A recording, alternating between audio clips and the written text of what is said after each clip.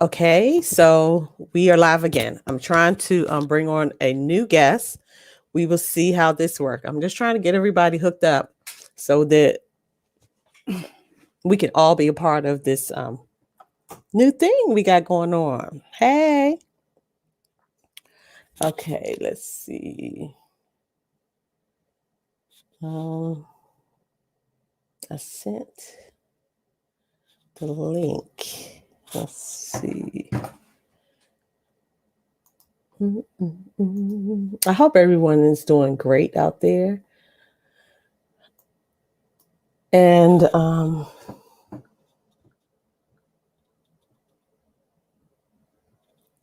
I send blessings and prayers for patience and strength to all of the caregivers out there, since this is National Caregivers Month.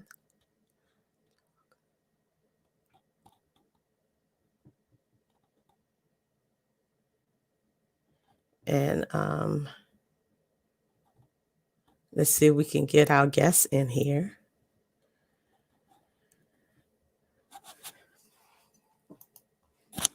So let's check it out. Okay, I sent the link.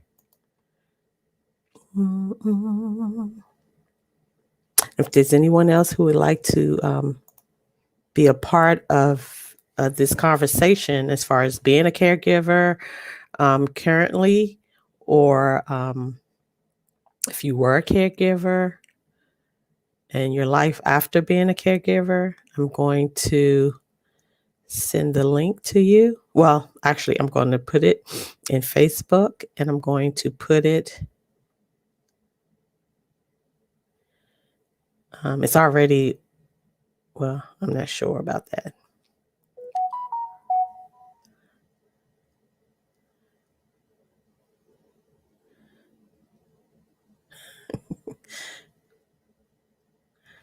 Let's see.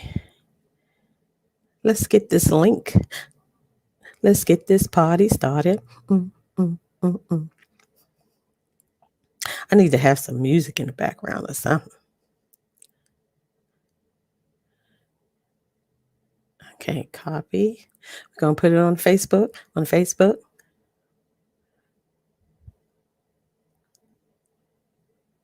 Let's get this party started on Facebook. On Facebook. Put it in the comments. So if anyone wants to get on this live stream to talk about being a caregiver, what was your experience? Just let me know. Just hit the link and we can talk about it. We can talk about it. My journey as a caregiver started in 2012. And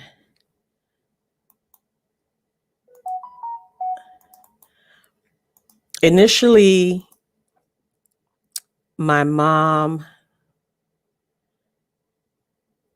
she was, I would stay during the week and then leave on the weekends, because she was still mobile and doing what she could do.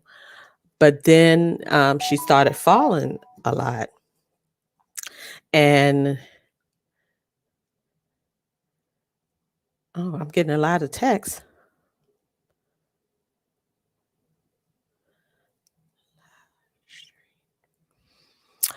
So she started falling. So eventually what started happening is that her mobility became less. And what I had to start doing was actually, on being an only child, I would have to, and I was working in Fort Belvoir, Virginia. So I had to get up. My hours, I had to be at work at 6:30. So I'm coming from DC going to Fort Belvoir, and I'm driving. So I had to get up around 4:30 and I would get myself together. But then I also would get my mother up, and she could use a walker, walk to the living room and or the dining room.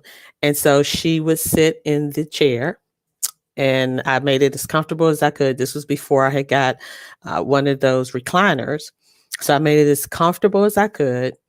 And I would prepare her breakfast and I would prepare her lunch and keep it right there beside her. And she, and I would bring out the, what you call it? The, the pot, the bedside commode. That's what you call it. So I would bring that as well because she could maneuver when it was close to her, so all of that was right there. So I would do that every morning. I did that for about 2.5 weeks. And then when I would come home, I would give her, prepare dinner. Then I would help her, get ready for bed later on. And so I did that for about 2.5 weeks. And with that commute, and also with my job, I was a PEBLO, which is the Physical Evaluation Board Liaison Officer. With all of that, and I was dealing with soldiers who were transitioning out of, I was dealing with soldiers who was transitioning out of the Army. So, one moment, let me see if I can help my guests. Yes? Can you hear me? I hear you. Okay. So you don't have Chrome? Yeah, it says let's check your camera and mic. So the mic is working because the little thing is going up and down as I talk. Okay. So does it says enter broadcast? Wait, what page? Oh, wait a minute. It says display name and then it says enter broadcast studio. Okay. So if you want to type your name or a nickname or whatever, you can type that in and then enter the studio.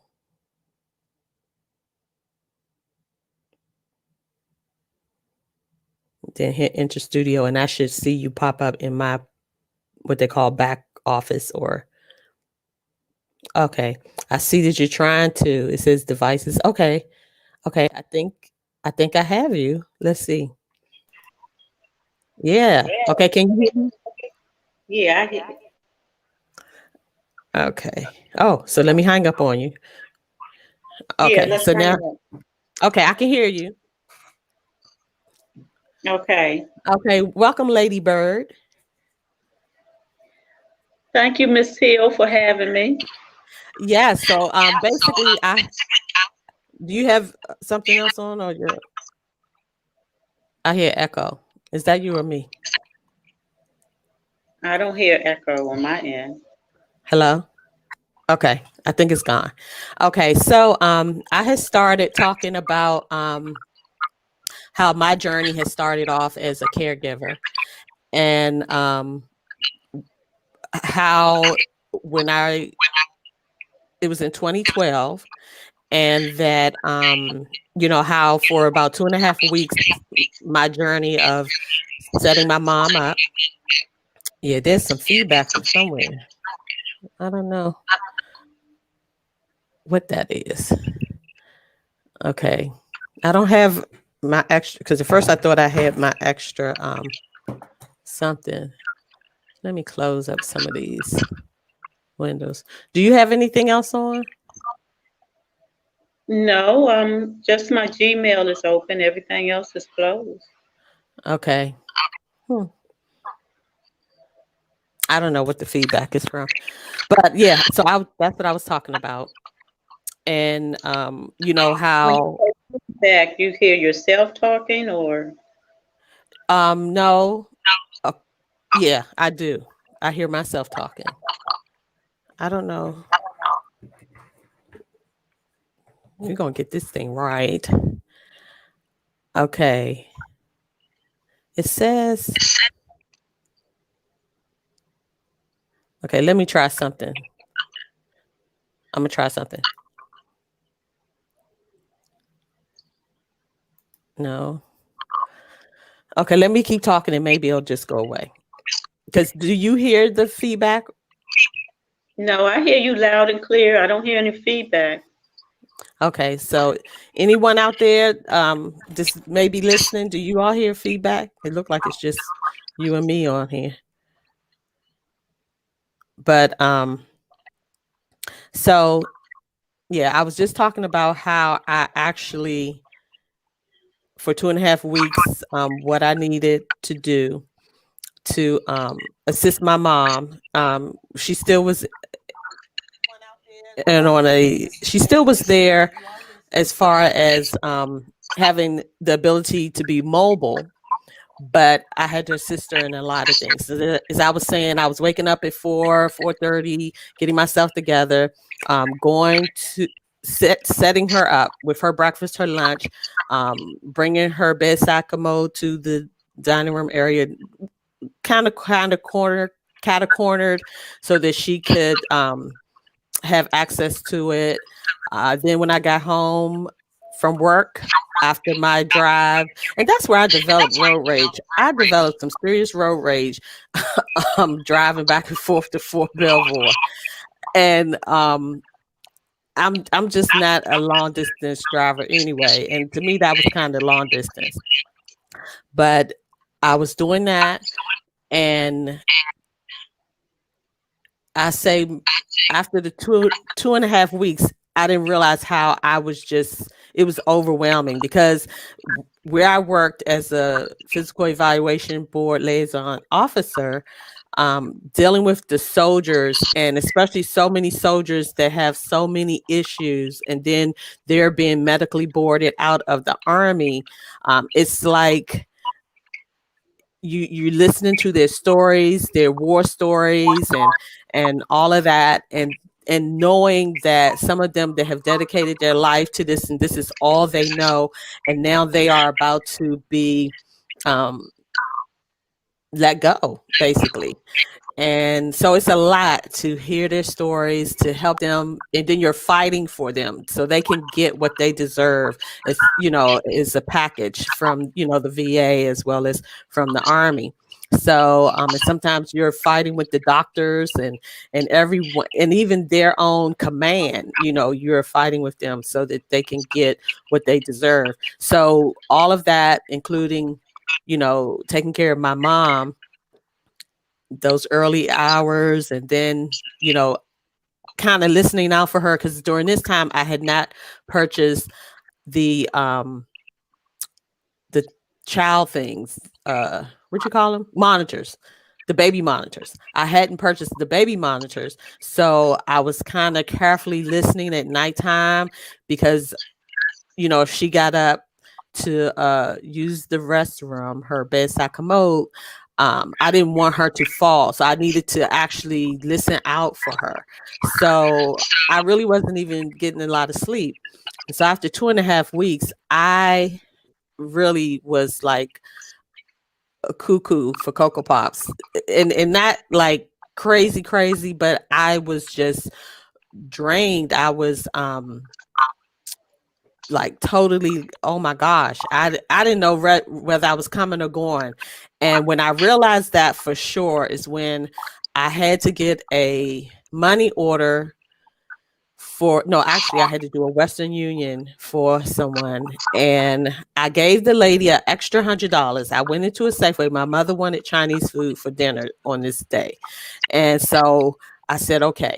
In Virginia, there was a place where I could get the Western Union at a Safeway and the Chinese food in the same little strip mall. So I ordered the Chinese food, went to the Safeway, did the Western Union. Didn't realize at that time, but I had left her my driver's license as well as gave her an extra $100.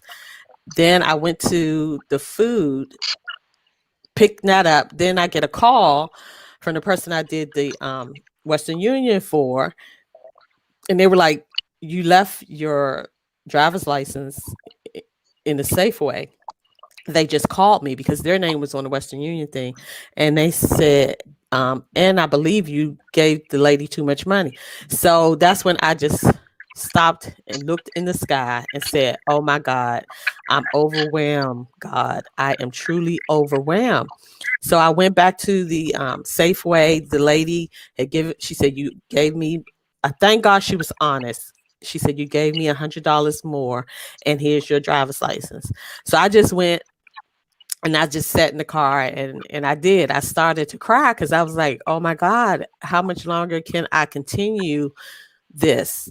Because really it was just becoming too much, the drive, the commute, the job. And I was during the day, I still was worried about my mom, always in the back of my mind, making sure, oh my God, am I going to get a call? I gave her the phone so that, if there was any issue, she could call me. So I recall I was like, God, I don't know what to do.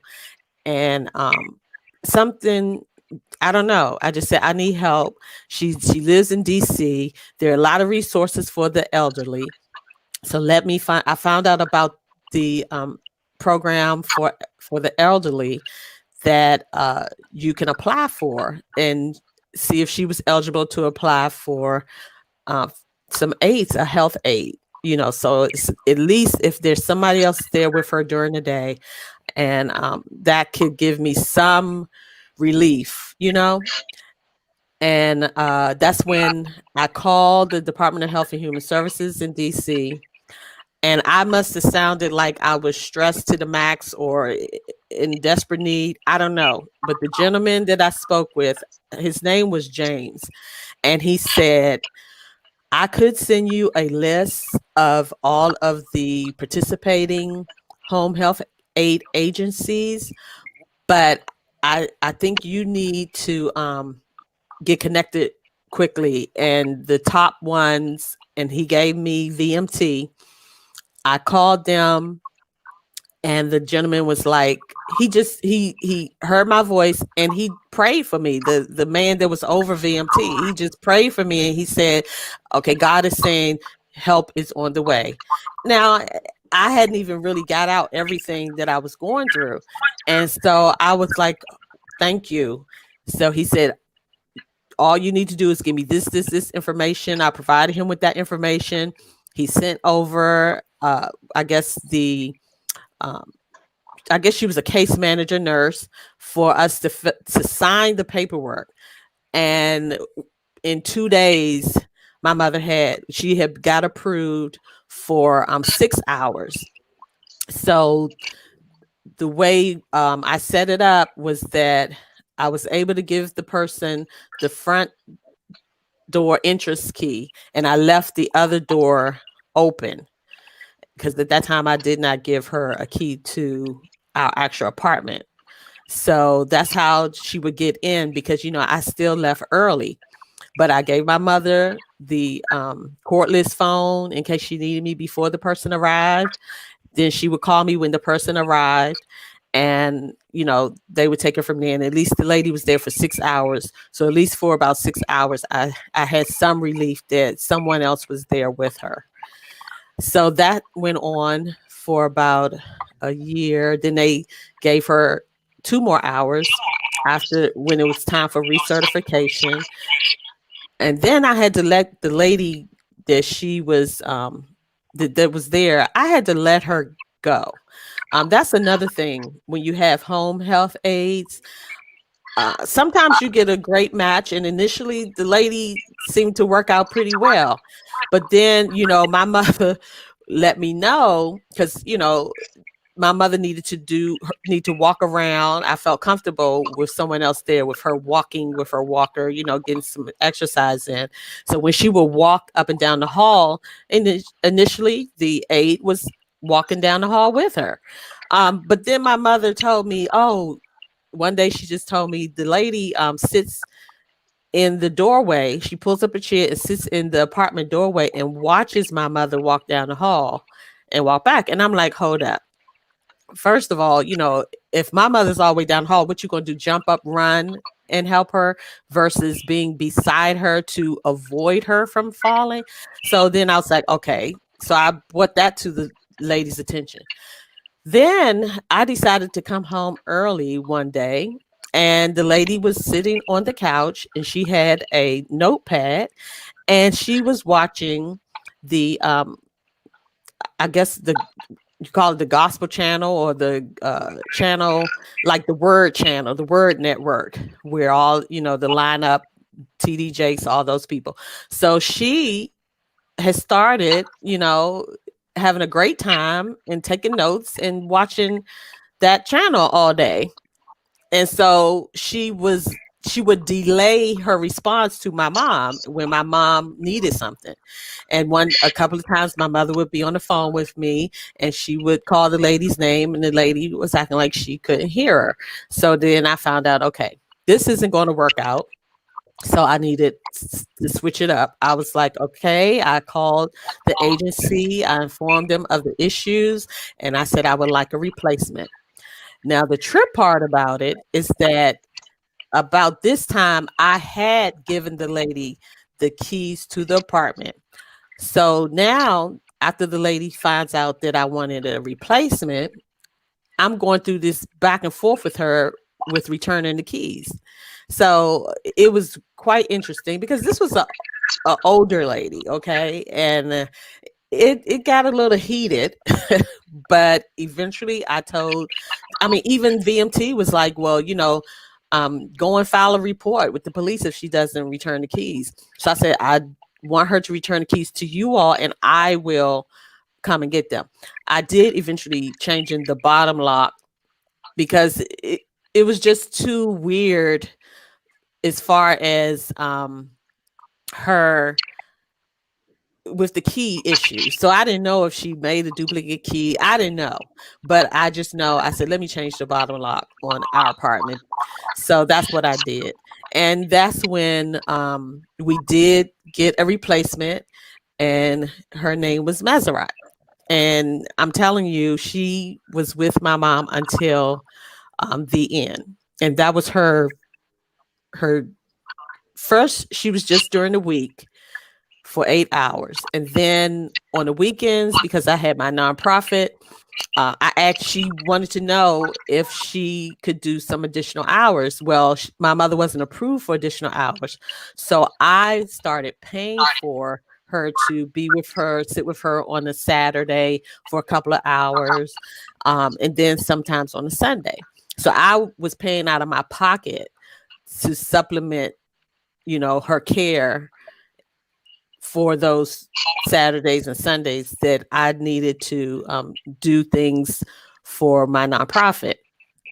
So that went on for a minute, but then my mother started declining a little more. And so they gave her 12 hours. No, they gave her 8 hours. Then they added the weekend. So she was getting 8 hours Monday through Sunday, Sunday through Saturday. So 7 days a week, she was getting 8 hours. Then about a year after that, I would say like in 2014 is when 2015 is when they gave her 16 hours, 7 days a week. And that was 2017 when they gave her 16 hours. Because again, even though we had the 8 hours for 7 days, of course, I was the caregiver through the night. And what began to happen in 2014, I remember I was discussing how I'm really not sleeping during the night because I'm kind of listening out for my mom because, I didn't have the baby monitors. And a gentleman at my job, he said, well, why don't you get baby monitors? I never thought of that. And so I got the baby monitor and I set one by her bed and by my bed. So that way I turned it up loud enough. So if I did really drift off into a sleep, that would wake me up. So I became a light sleeper, but I was getting a little more sleep when the baby monitors came. So that's something that, whoever is the caregiver that you should consider if the person you're caring for is in one room and you need to kind of listen in. The baby monitors really helped out during the nighttime. But like I said, for DC, there are a lot of resources for the elderly. If you need assistance in DC, and you can hit me up through Messenger or whatever, if you need more detail on what are the services available to the elderly, um, that can assist you as a caregiver if they need home health aid assistance. Now, Lady Byrd, I'm going to stop there because I before I go into other parts or leading up to where my mother transitioned. But so I'm stopping off around 2017. One good thing about it is that um, Maserat came on board. Then when we got to 16 hours, it was Maserat and Rachel. Her name was Raquel. Rachel. She was Maserat was Monday through Friday, the daytime. Raquel was Monday through Friday, the evening till about the nighttime. And then we had the weekend Miss Casa, Saturday and Sunday. And she did 32 hours that weekend. So those are the three women that really helped me out. And of course, when they took off or went on vacation, then we had the subs, and that is a whole nother story when you have the subs. Now, Lady Byrd, you had become a caregiver. You assisted your mom, your brother, as well as more recently your son. Would you like Yes, to share? yeah, that's correct. My mom, she passed in 2017, but she was the caregiver for my brother who lived with her his entire life because he was mentally challenged. Mhm, And so over the years, I would assist both of them in whatever they needed, grocery shopping, picking up medicine, taking to doctor's appointments. And so once my mom passed in 2017, we as a family, my siblings and I, we spoke with our brother, and he said he wanted to stay in the senior building where they resided. So we were able to get him into a one-bedroom apartment in the same senior building. That way, he was able to continue to be in an environment that he was familiar with. And then we applied for the home health aid through Maryland. And initially, we were only granted 4 hours. mhm, And about a few months later, we petitioned for additional hours, and we had to go to Rockville to the main building where they do that type of thing and plead our case for additional hours. So we were granted an additional 4 hours, so that brought it up to eight Okay, hours. so for Maryland, you all had to. So did he have a case manager to assess him and submit the request, and that's why you had to appeal? No, he didn't have a case manager. I don't know. Well, my mom was always resistant to having any type of home health aid come in, so Okay. um, that part was never really established for my brother. And I didn't, I felt like I was advocating on his behalf, and I could do just as much as a case manager, I guess. That's what I was thinking. Um, and I did all of the paperwork, and the supervisor for the home health aide, she just completed her section to say what the aides were going to do for the additional 4 hours. And like I said, we went to Rockville and um, pleaded our case, and maybe a week later, we got a letter stating that the hours had been granted. So But that still left, the evening hours. So my other brother, and my other siblings, we would take turns, checking on my brother Joe and making sure he had everything he needed. Mm-hmm. So, sadly to say, we did all we could for our brother. And when the COVID came into the United States, he contracted it and he passed away in May of this year. So I'm still grieving his loss and Yeah. um, find it, kind of difficult to talk about um, right now because I know that we did all that we could to care for him and Mm-hmm. provide for all of his needs. And for this to have happened, it's really made me angry. So Right. I have emotions that I'm dealing with right now in regards to that. Um, so, um, and like you said, my son's he recently had a stroke, and so now I'm the primary caregiver for him. But he's mobile. The type of stroke he had, it affected his speech. So um, that's very challenging for me right now.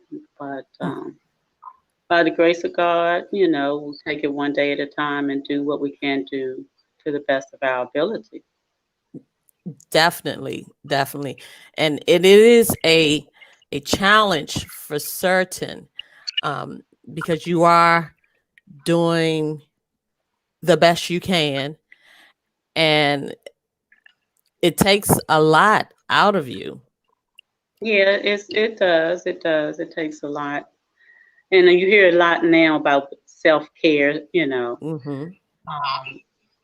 but you really have to focus on that because as a mom, you always want to do for your child first before you do for yourself, you know. Right, right.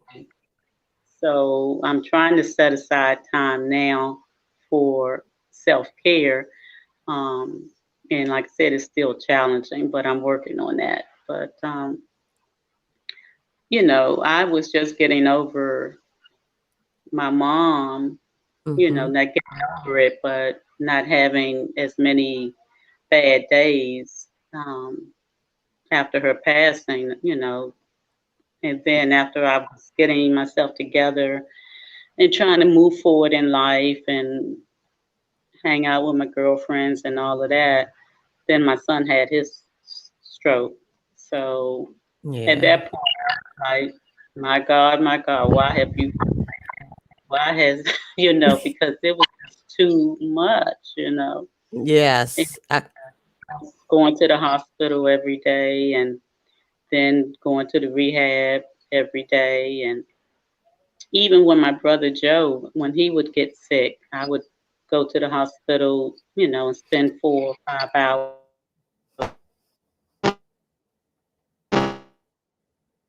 Hello. I don't know what happened. Oh, something happened.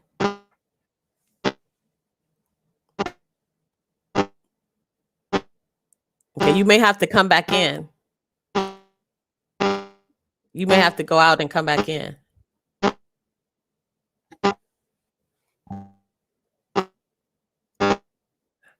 Okay, yeah, you may have to go out and come back in. Can you hear me?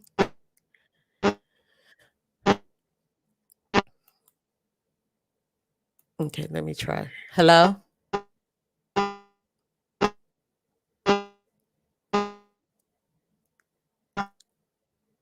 Hello? You may have to go out and come back in.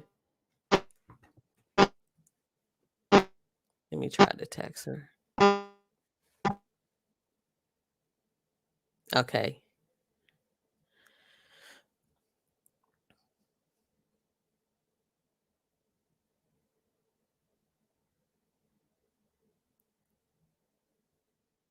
Okay.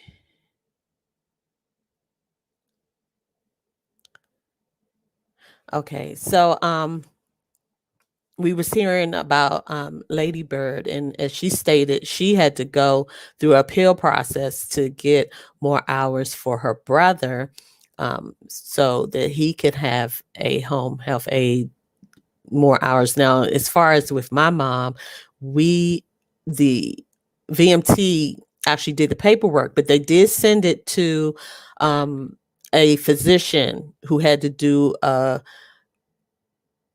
care plan, and that had to be submitted. And sometimes I had to be the intermediary as far as pushing it and making sure that it got corrected, and then the agency say, oh, we didn't get it, but they actually got it. It would be back and forth, so you had to be an advocate on so many levels. Okay, you're back. Yes, can you hear me now? Yes, yes, yes. So you were talking about how you had started trying to do the self-care, and then your son had the stroke, and he was like, oh my gosh, it's a lot. Yeah, and I wanted to make reference to when my brother was in the hospital, and I would go back and forth to see him, and he would go from the hospital to the rehab.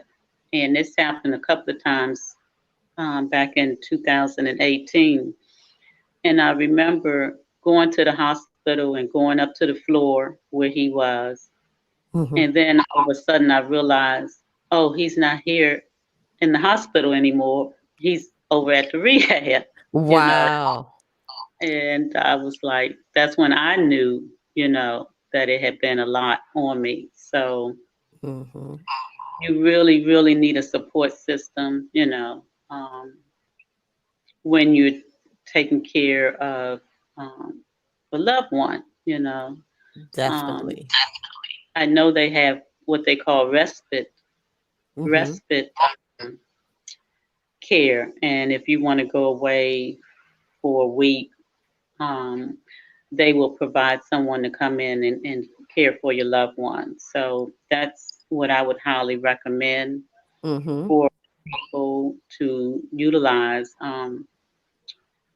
We really didn't need it because, like I said, it's several siblings, and we would all take turns trying to do our best to take care of my brother.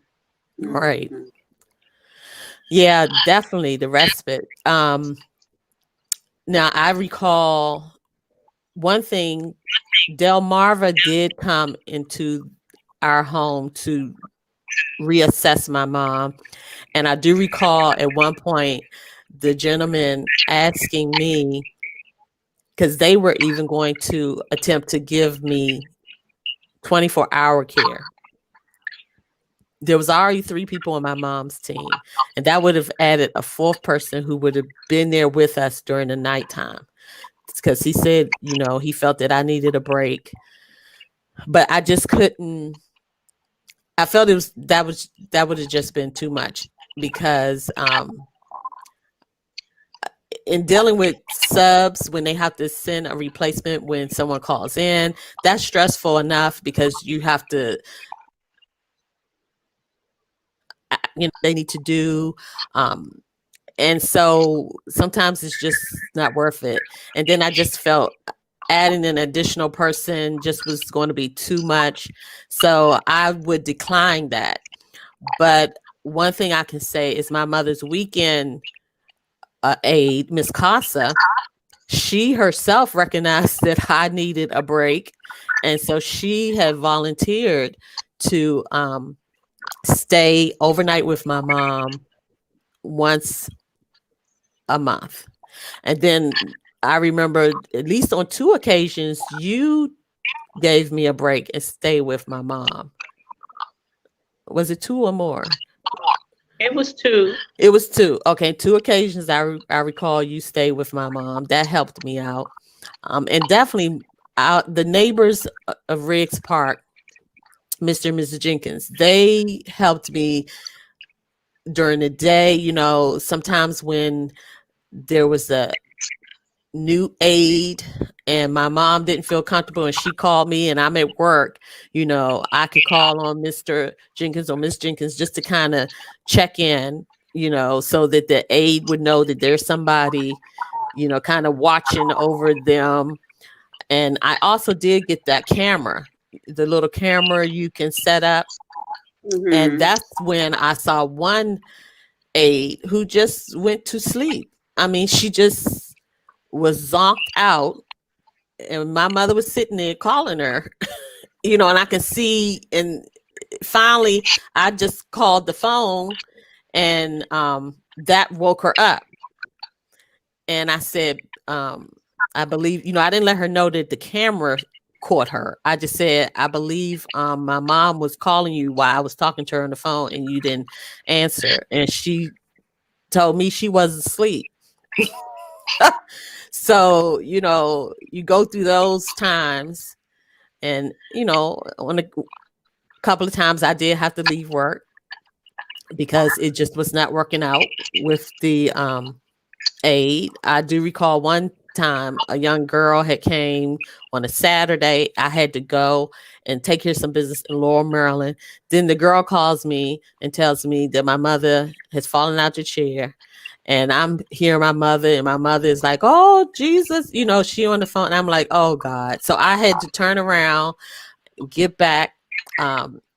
Unfortunately, Mr. Jenkins was not there in his home at that moment, but by the time maybe I was halfway there, he had called me back and he had got over there. And so I had told the girl prior to Mr. Jenkins getting over there to just call 911, and they did come and help get my mother back into the chair. And at this time I had got her a recliner, and she just kind of, I guess, I don't know what happened. The girl said that she slid out of the recliner. I still haven't figured that one out. But you do, like you said, you just like they say, it takes a village to raise. It really takes a village to raise kids. It kind of almost takes a village to help you as a caregiver. To Because you need that support. You really do. You really need some type of support. And it's unfortunate, those that are kind of like the sandwich generation. That sandwich generation is those who have kids as well as elderly parents or a parent or a loved one that they are taking care of. They're sandwiched. And it's very difficult. I can't even imagine that, because I know all that I had to deal with as far as taking care of my mom and like being on call, because your life stops. I mean, anything, my nonprofit, I just had to stop everything. We used to participate in the NBC4 Health and Fitness Expo, and we were one of those ones that people always looked for. They looked for our booth, and I just had to stop it because I couldn't do it. And so for, I guess about 4 or 5 years, Women of Virtue, I just made sure that we always updated you know, our information for the IRS and for Maryland so that we would still be active. But there really wasn't much that I could do because my mom took precedence over everything. And I mean, so you really don't have time for any type of relationships. And if you don't have a person that understands that, that becomes an issue that, if you want to see me, you're going to have to be coming here because this is where I am with my mom. And, it wasn't a lot of free time to really do, a lot of activities. And like you said, that's self-care. That Yes. and I really didn't I don't want to say I didn't feel like I deserved self-care. It's just that I didn't feel I had the time to do that. You know what I'm saying? Yeah. you don't realize that's what you really and truly need. I knew when I was like burnt out, I knew that I needed help. You know, like I said, during that time when I gave the lady the extra money and I left my driver's license with her. And I knew at that time I needed help. And God definitely heard my cry and sent help. But you're still the primary caregiver, even if you do have the home health aide. And so you still, this is your life. And you Mm-hmm. have to come up with, you don't realize that becomes your new normal, being a Mm-hmm. caregiver. But then after the person you were caring for transitions, then you have to come up with a whole new normal. And it's very difficult to go back to the before caregiver now that you're an after caregiver. It's kind of, it's like that chapter has gone before being a caregiver, then taking on this new chapter and the new normal of being a caregiver. And now it's like a whole nother scene and chapter you have to undertake and be a part of now as after caregiving. Yeah, So I think that with that part of your life, you're growing, you're learning, mhm, and you're not the same person that you used to be anymore. no, So they can't go back to the way things were. definitely not. Definitely not. And then after, you know, being that caregiver and dealing on top of dealing with the loss, it's a lot. It's a lot. And you know, and me myself, you know, because I was always considered the strong one, and I'm going to help you do this, and I'm the resourceful one. I help you do this. I help this person, that person, and even my family members was like, "Oh, well, you've always been the strong one that we've come to." Well, this is a lot. I never had lost my mom before, Right. and I had never been a caregiver before this. So all those factors, like you said, make you a different person.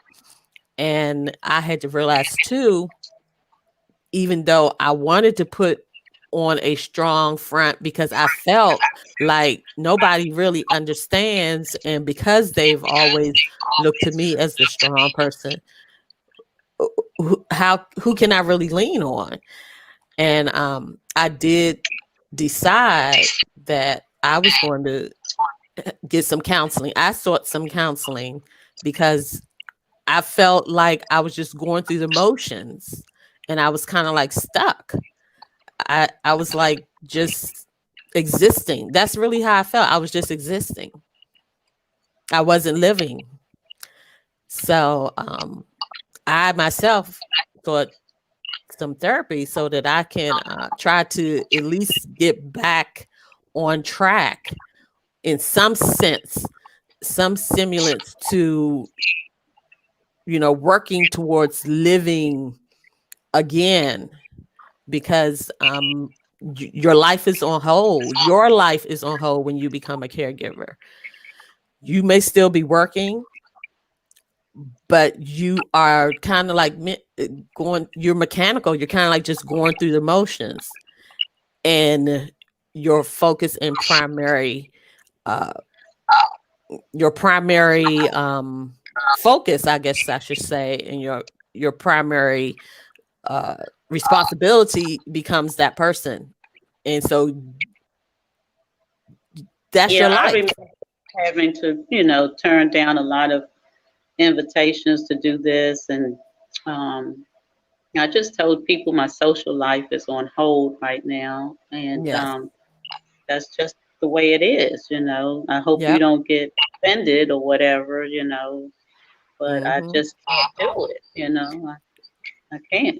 You can't. And you would hope that people would understand, but it kind of shocked me that some people didn't. And some people just didn't I don't want to say care.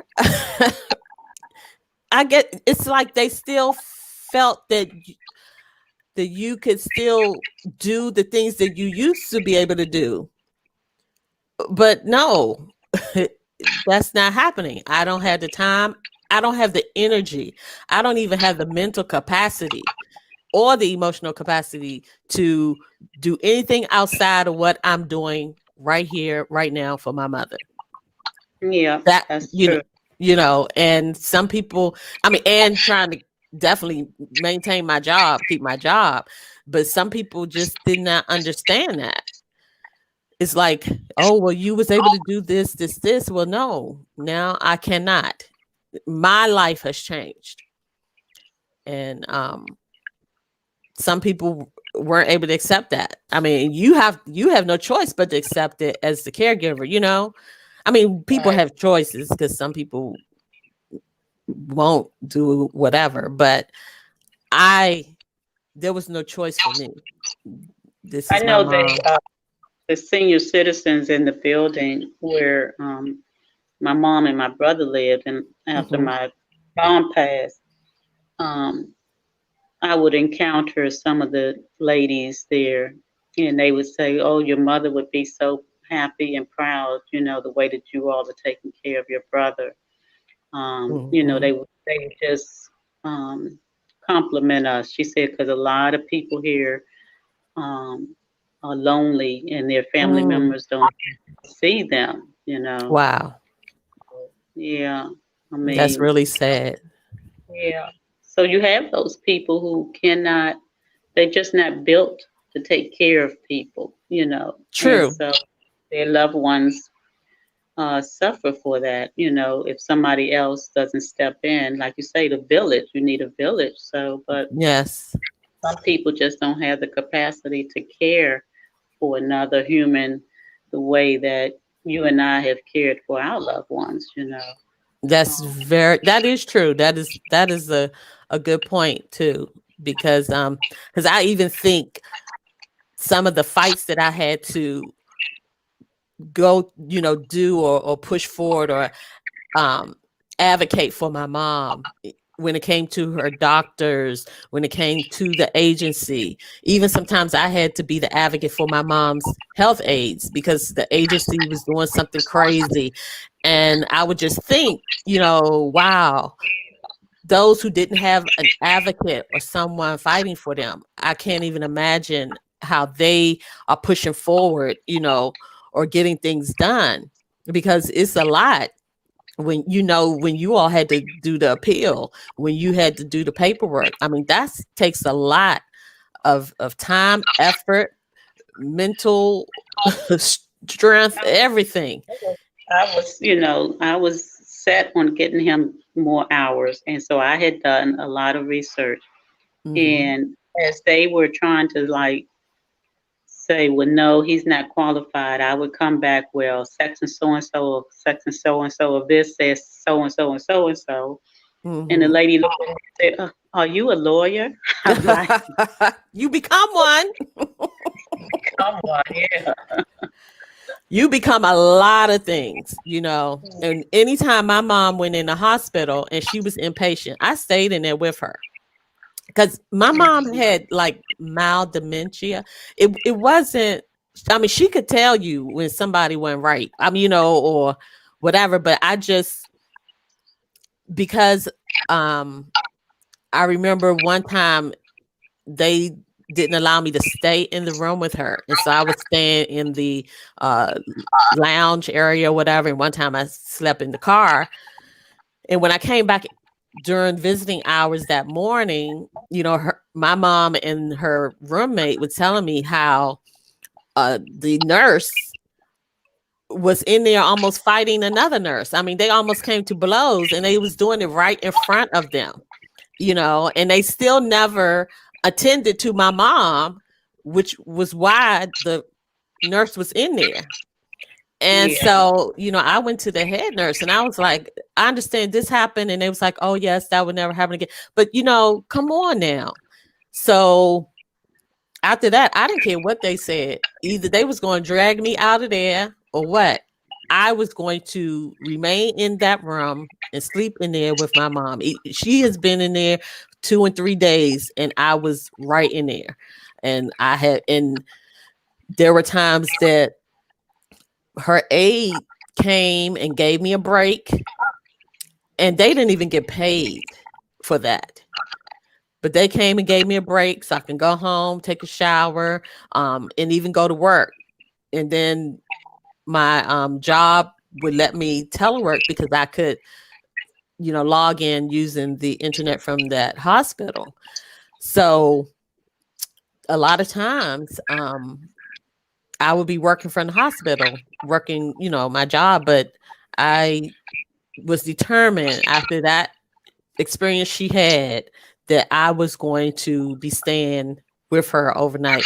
And, I miss my mom tremendously, but I am grateful to God that she is in a better place and she is not having to deal with this COVID pandemic, because I would probably be in jail or somewhere, because where they're saying they're not letting people even come into, the hospital with people, and you have to just drop them off at the ER and, probably call them, use FaceTime. No. Would not have worked with this sister right here. This daughter, they would have probably arrested me or something, because I was going to be up in there. So Yeah. that's just one thing that I just look at as a positive, even though I miss my mom, but that she didn't have to deal with none of this craziness that's going on here in this here United States of America at this point in time. Yeah, I like I said, I still haven't gotten used to my brother not being here, and it Mhm. is a terrible experience. I would not wish it on anyone. I if my last words to him as they were rolling him out on the stretcher was, Joe, as soon as you can have visitors, I'll be up there to see you, right? Mhm. And he shook his head, and that was the last I saw him or talked to him. Because he And passed away from COVID, correct? yeah, uh-huh, And yeah. they wouldn't allow y'all there. No, you couldn't go in the hospital. You could only do the video thing. And yeah, I can't really talk about it a Yeah. lot right now because it still Yeah, hurts. yes, definitely. Definitely. But yeah, it's this, I don't know. You just feel like this whole thing, we're in a twilight zone. Um we're we've in this reality show that nobody signed up for, and it's not funny. I mean, this whole thing, and all we could do is just pray and believe that God is in control and that good will prevail, and God's mercy and grace is just upon us all. Yeah, yeah, His mercy and grace, because this is something else. This is really something else that yeah. we are encountering here. And I think the program, I mean, what you're doing, it will, once it gets out into the public, you'll get a lot of calls because it's a lot of people that have been put in the position to care for loved ones now. Even Hmm. if someone recovers from the disease, um, they still have some long-term effects, which Yes. they're talking about.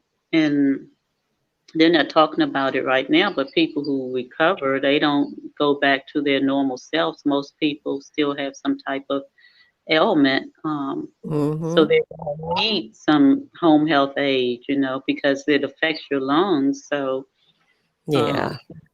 get out of breath easily, and they're going to need help. So I think over the next few months, people will be searching for um, conversations on caregiving, and so I think you're doing a great thing by hosting this platform for caregiving. Yeah. I didn't know exactly what I was going to do. I know eventually um, women of virtue will come back, and it'll be a little different too, because I'm different. I'm at a different place now, and a different charge has been placed on me.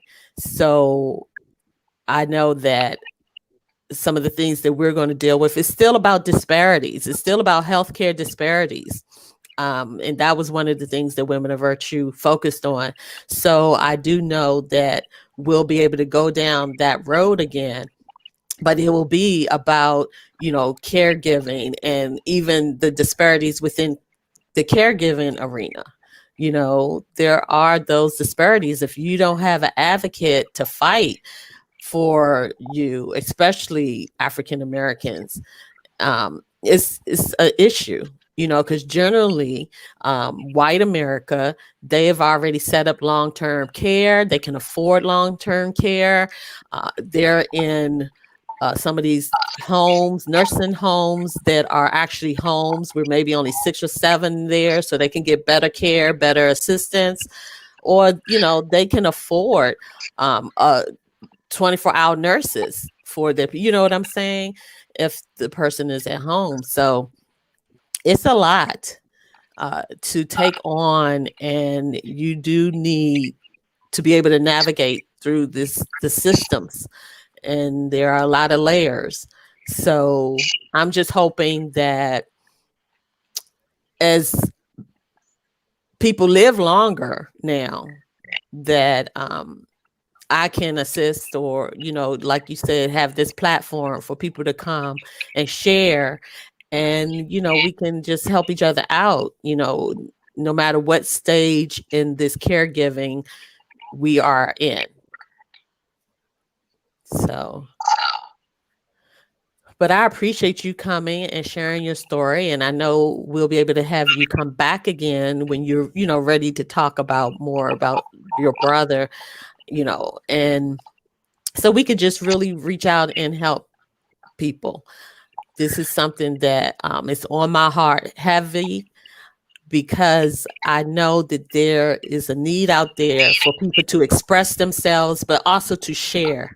We need to definitely share our experience and give our testimonies, because that is how others will be helped. So I'm just praying that this platform will be that catalyst to bring forth healing as well as information, and so that we could just be there for one another. Yes, yes, I stand in agreement with you on that. Thank you. I appreciate that, Lady Byrd. And so we can just wrap it up now. And is there anything else that you wanted to add?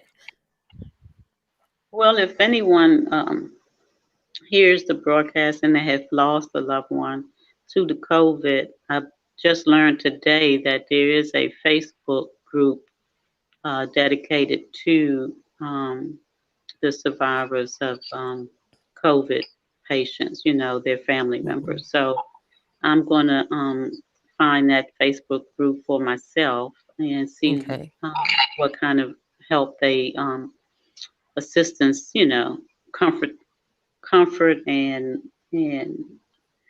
I don't know.